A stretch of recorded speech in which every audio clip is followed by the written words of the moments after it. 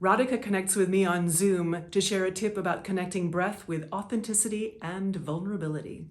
I was talking about the winter intensive that I did in Shakespeare and Co. This is the first thing they teach, and you learn that like every minute of the training, which is open mouth or open up your lips a bit and breathe, open mouth breathing. Mm. And it's something that we don't do in real life. It'll make us vulnerable. I have a hard time being vulnerable on stage sometimes. Like that's just if I'm faced with a difficult or traumatic moment in my personal life, I will become numb first.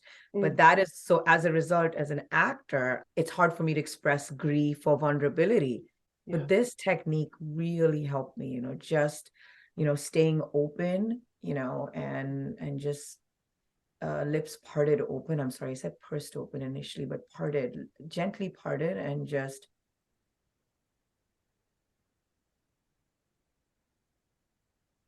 And that helps me see my co-actor or the person in front of me, because when somehow that oxygen is entering my brain in that way, that I'm not caught up in my head, because the idea is if your lips are like closed, then you're just in your own self.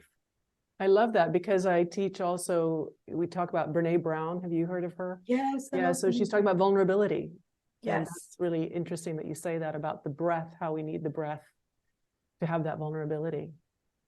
It's been so useful, and I've also been able to be a better friend, a better coworker. Especially the last 3 years, emotions have been so intense, Yeah. and so sometimes people will come at you with really big energy, and the first instinct is to just, self-protect. But how can you take that in and let that energy flow through, and just listening to them with your lips parted open, saying, I'm taking it in, is it's just very empowering. And this is a good physical technique of just being there and being present.